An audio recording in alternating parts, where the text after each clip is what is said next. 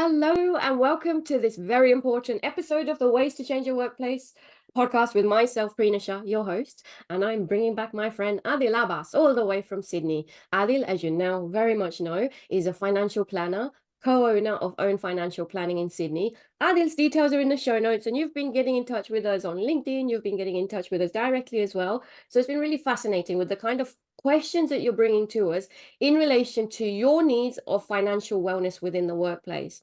Now, Aadil, I've had a brilliant time having a chat with you about all things financial wellness and why we need to change the way of the workplace, Aadil.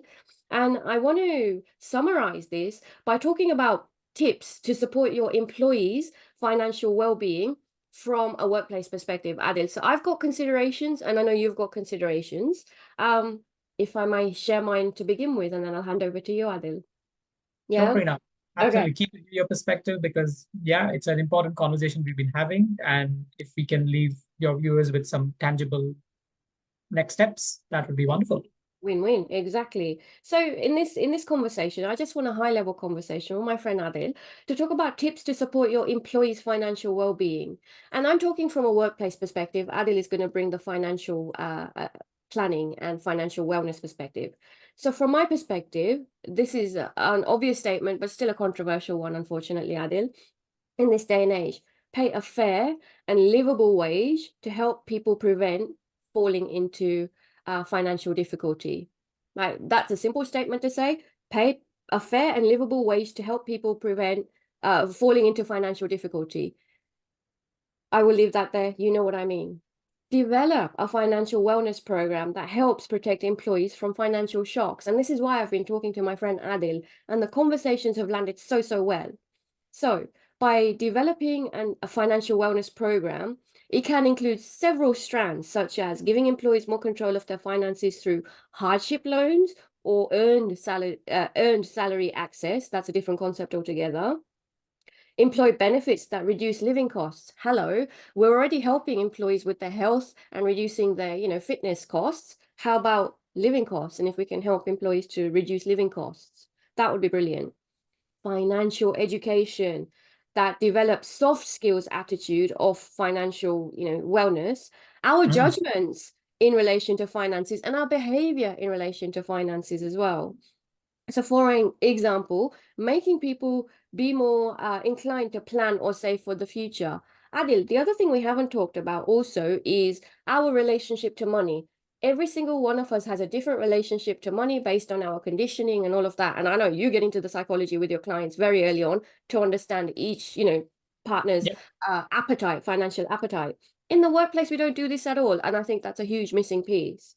There's another thing I feel that workplaces could offer more of, and this is me on my high horse, debt counseling for those who need it in conjunction with other support. So this is me in my utopian world wishing that this would happen.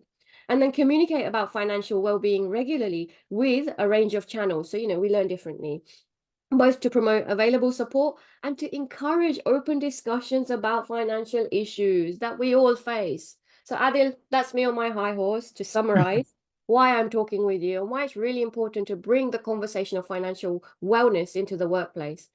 Adil, what are your thoughts? Prina, pretty much similar. I think you've given our viewers some very good tips around introducing how they can embed financial well-being into their employee programs. From my side, I think I've add a couple of things. One is just an awareness that fin- financial literacy is a very key skill which is not being taught in schools or universities. Yes. So maybe employers need to, as part of their, I don't know, learning and development programs potentially, put an emphasis as part of, like, you think of somebody's personal development plan, talk to them about financial literacy and maybe have some plans around just building financial literacy. I cannot tell you how many people actually just have a very bad understanding of the basics of their own finances. Yeah. Money comes in, money goes out, but they just don't have a structured way to think about these things. And because it's a gap which we have from a skills perspective, it could be a gap which employers could probably focus on, is to really talk about financial literacy and really educate their employees on getting a better handle on their money and basic skills like budgeting, saving, investing, superannuation. Just basic financial literacy can make such a significant difference. And again, if people who've listened to our previous episodes would know this, is that it removes the stress around money. When Yeah. that stress around money is removed, your employees become more engaged, more productive. The conversations around pay, promotion, and those difficult conversations, in fact, become easier if you've actually upskilled them in having better financial literacy. So financial literacy for me is one thing which I feel is very critical, which is a gap which I think organizations need to fill, because governments, universities, schools are not filling this gap today. And at home as well, so much of our relationship around money is what we see from our parents. And Yes. parents are, yes, I'm starting to see my clients, and we are educating our clients to actually talk to their kids about money in a proper way now. But most people have not had financial literacy from their parents as well. So it's a very, you go through life, you grow up and become an adult, but financial literacy is a skill which nobody, it's part of becoming an adult is having a good understanding of money. But it's one skill which is severely lacking and not supported through family or through university or through the traditional means of learning the skill. Beautifully said, Adil. And I'm going to summarize it by saying the reason we need to talk about financial wellness in the beautiful way that Adil has just articulated is to remind you of the scary statistics that have been reported by Ernst & Young and Flair in the research study that showed that employees have taken an average of 8 days off per year to deal with issues regarding financial stress. We have absenteeism, we have presenteeism within the workplace because that money stress is in our mind.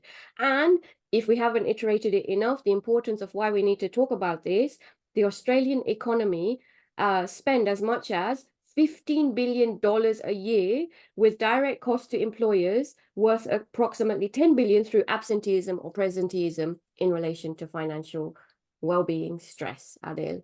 So, Adil, I cannot thank you enough. What I'm going to do is I'll put your details in the show notes. I'm going to put all of our various episodes that we've been talking to in the show notes as well. And I just want to say personally, thank you so much for having this important conversation that hasn't happened yet within the workplace. I hope that Adil, you and I can start to change the way of the workplace in relation to financial well-being. Thank you, Adil. Thank you, Prina, and I must sort of congratulate you as well for raising a very important topic in the workplace, which I haven't seen being raised in my previous career as well. And as I talk to my clients as well, it's not something which people mention is a conversation happening in their workplaces. So well done, you, Prina. You always come up. You are leading the change. Let's break the taboos. Until the next time, Adil. Thank you so much. Thank you, Prina.